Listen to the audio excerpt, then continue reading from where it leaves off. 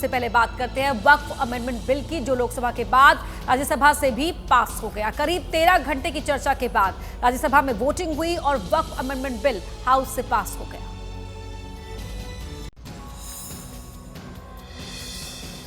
तेरह घंटे की मैराथन चर्चा के बाद राज्यसभा में रात के 2:33 पर वक्फ संशोधन बिल पास हो गया।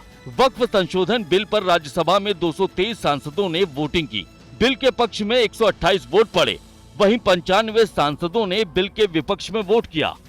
वक्फ संशोधन बिल पर वोटिंग से पहले सदन में विपक्षी सांसदों की तरफ से लाए गए संशोधनों पर वोटिंग हुई। विपक्षी सांसदों के सभी संशोधन प्रस्ताव राज्यसभा में खारिज हो गए।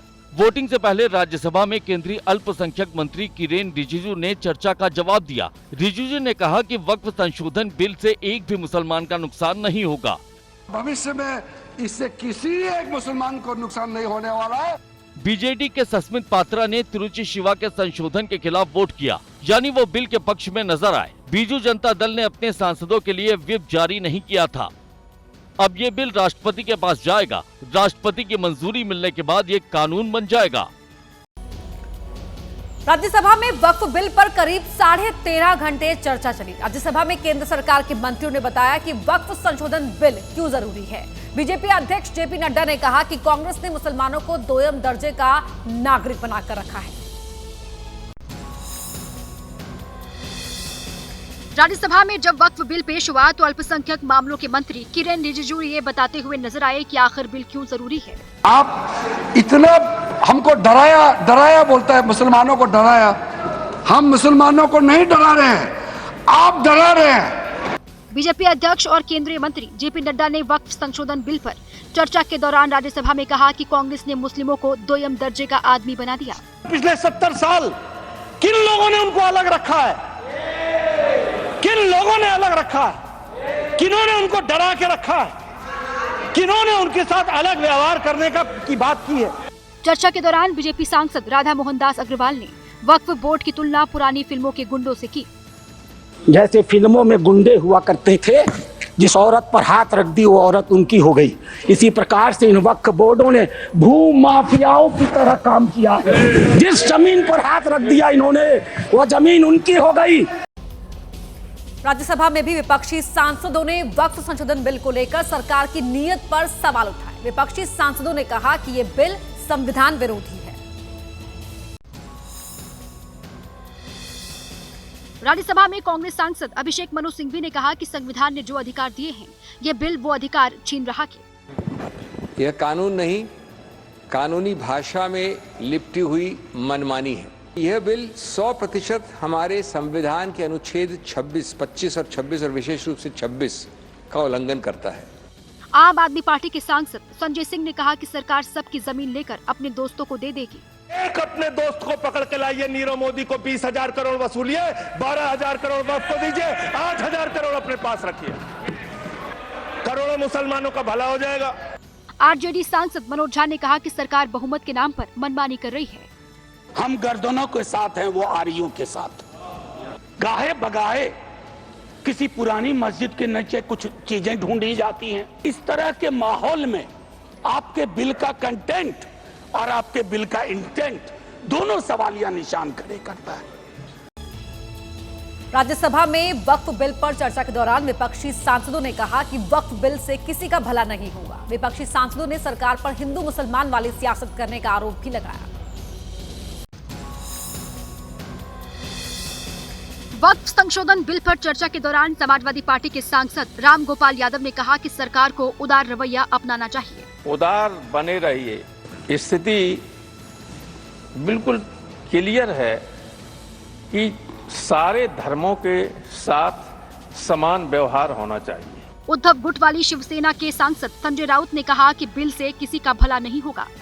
दोनों सदनों में गरीब मुसलमानों की बहुत चिंता हो रही है। मुसलमानों की इतनी चिंता बैरिस्टर जिना भी नहीं करते थे। आपका भाषण ये आपके सब देखकर मुझे लगा आप हिंदू पाकिस्तान बनाने जा रहे हो।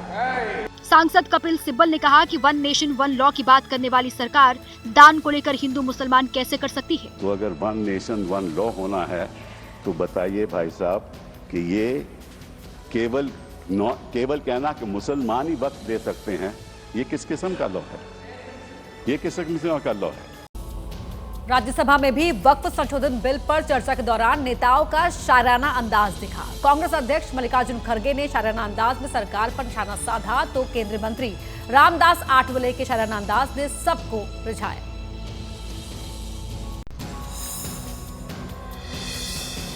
वक्फ संशोधन बिल पर राज्यसभा में गर्मागर्म चर्चा के दौरान कांग्रेस अध्यक्ष मल्लिकार्जुन खड़गे का शायराना अंदाज दिखा।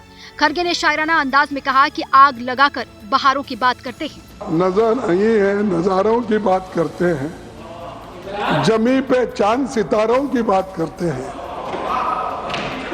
वो हाथ जोड़कर बस्ती को लूटने वाले, वो हाथ जोड़कर बस्ती को लूटने वाले भरी सभा में सुधारों की बात करते हैं।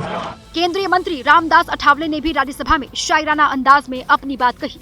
नरेंद्र मोदी जी मुसलमानों के सच्चे वाली, खड़गे साहब बजाओ जोरदार ताली। मैं दे रहा हूं मोदी जी को साथ, इसलिए कांग्रेस को मैं दिखा रहा हूं हाथ। हम किसी को भी नहीं जाएंगे शरण, क्योंकि माइनॉरिटी के मिनिस्टर है रिजिजू किरण।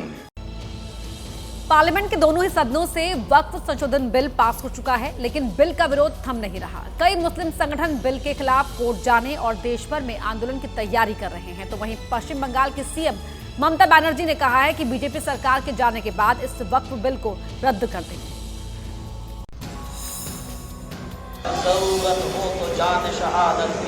वक्फ संशोधन बिल के खिलाफ सड़क पर संग्राम शुरू हो गया। कोलकाता में पश्चिम बंगाल अल्पसंख्यक युवा महासंघ के कार्यकर्ता सड़क पर उतरे और वक्फ संशोधन बिल का विरोध किया।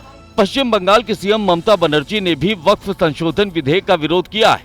ममता ने कहा कि सरकार का एजेंडा फूट डालो और राज करो वाला है। One day they will go away and the other government will come, and that time must remember there will be another amendment and it will be passed in Lok Sabha and Rajya Sabha. मुस्लिम धर्म गुरु कलबे जव्वाद ने कहा कि वक्फ bill पर गद्दारी करने वाले चंद्रबाबू नायडू और नीतीश कुमार को चुनाव में सबक सिखाया जाएगा। नीतीश जी ने और नायडू जी ने गद्दारी नहीं की, यही जुम्मे थे मेरे, गद्दारी नहीं की तो ये बिल पास नहीं होगा, लेकिन उन्होंने गद्दारी की।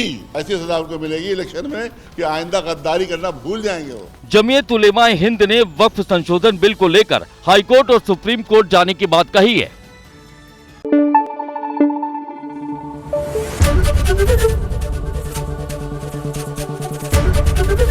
ABP न्यूज आपको रखे आगे।